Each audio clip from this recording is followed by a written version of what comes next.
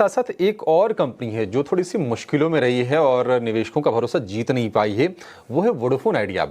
एक पॉजिटिव खबर आती हुई दिखी है गौरांग सर, वो ये कि कंपनी ने 11,650 करोड़ रुपए का कर्जा चुकाया है और टेलीकॉम विभाग ने स्पेक्ट्रम ऑप्शन के लिए 2021 से पहले की बैंक गारंटी को भी खत्म कर दिया हो। ये रकम थी करीब करीब 25,000 करोड़ रुपए के आसपास की, अब ये इनको नहीं भरनी पड़ेगी।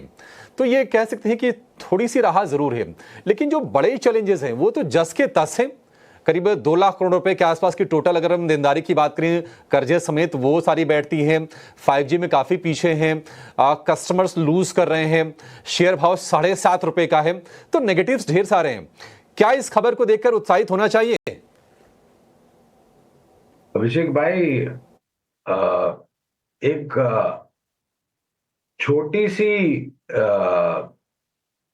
बूंद की एक कतर आपको नजर आती है जो डेट रिपेमेंट या फिर कर्ज कम करने की बात की, उस पे लेकर के अगर आप पूरे रकम पर नजर डालें तो मेरे ख्याल से करीबन 2 लाख करोड़ के आसपास का डेट नेट बैलेंस शीट पर खड़ा हुआ है। पहले तो अनिवार्य है मैं हमारे तरफ से डिस्क्लोजर देना कि यहाँ पर भी हमने लंबी अवधि के लिए खरीदारी की राय दी है, लेकिन ये भी उसी तरीके से है जैसे हमने बोला इलेक्ट्रिक पर बात की। पहले तो जोखिम झेलने की क्षमता बहुत ही ऊपर की तरफ होनी चाहिए। दूसरी बात, आपके पास नजरिया कम से कम 2, ढाई, 3 साल का होना चाहिए। तीसरी बात, एक अच्छी बात ये भी आई है कि 5G में जो यहाँ पर इन्होंने कदम नहीं रखा था वहां पर निवेश बढ़ा रहे हैं, यानी कि माइग्रेशन हो रहा है 4G से 5G। लेकिन डेट के साथ हर महीने ये उपभोक्ता भी गंवा रहे हैं और बहुत सारे चैलेंजेस है इस कंपनी के सामने। ये भी अनिवार्य है अभिषेक कि हमारे देश में, जो इतना बड़ा देश है जहां पर इतने बड़ी संख्या में स्मार्टफोन यूजर्स और सेल्यूलर सर्विस प्रोवाइडर्स की यूजेज की सर्विसेज की यूजेज की जाती है, इस्तेमाल किया जाता है, आपको 2 कंपनियां होना अनिवार्य नहीं है। BSNL की तो अलग बात है, उस पर तो जाना मेरे ख्याल से ठीक नहीं होगा, लेकिन एक तीसरी या चौथी कंपनी भी अगर रहती है सेल्यूलर सर्विस प्रोवाइडर सेक्टर में, तो ये एक बहुत ही संतुलन सा वातावरण पैदा करती है और मेरे ख्याल से उपभोक्ताओं को एक best services at reasonable price का एक ऑप्शन खड़ा करती है। तो वोडाफोन आइडिया पर हमारी खरीदारी की राय है, लेकिन जैसे मैंने बताया बहुत ही ऊपर की तरफ की जोखिम झेलने की क्षमता और समय सीमा करीबन 2, ढाई, 3 साल। लक्ष्यांक के रूप में अगर आप हमें पूछते हैं तो करीबन 16 से 18 के बीच के लक्ष्यांक निर्धारित किए अनुमानित।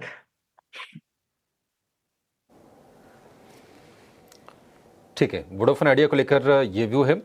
एक और शेयर है जो आज फोकस में रहेगा, वो है शक्ति पंप का।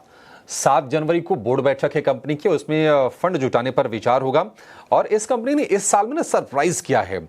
इसका भाव 200 रुपए से कम हुआ करता था जब जनवरी में शुरुआत की थी इस साल की थी, और अब देखिए 1000 रुपए के ऊपर इसका भाव निकल गया है। लगातार तेजी हमने देखी है, कहीं से भी थकान के या फिर बड़ी प्रॉफिट बुकिंग के संकेत हमने आते हुए शेयर में देखे नहीं है। शक्ति पंप, श्रीकांत जी आप इस पर व्यू दीजिए, क्या ये शेयर ऐसे ही चलता रहेगा? ऊपर के टारगेट्स आप क्या सुझाएंगे? और दूसरी चीज ये बताइए कि अगर जिसकी लोअर लेवल पर एंट्री है, क्या प्रॉफिट टेकिंग करते रहें या फिर स्टॉप लॉस ट्रेल कर लें?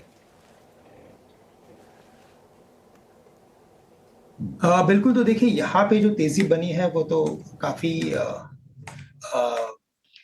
काफी लाइक मैं कहूँगा कि अनएक्सपेक्टेड थी कि इतनी बड़ी तेजी इतने शॉर्ट टर्म में बनेगी, लेकिन उतनी बनी है। 600 के करीब था ये स्टॉक, अभी 1100 के करीब आ चुका है।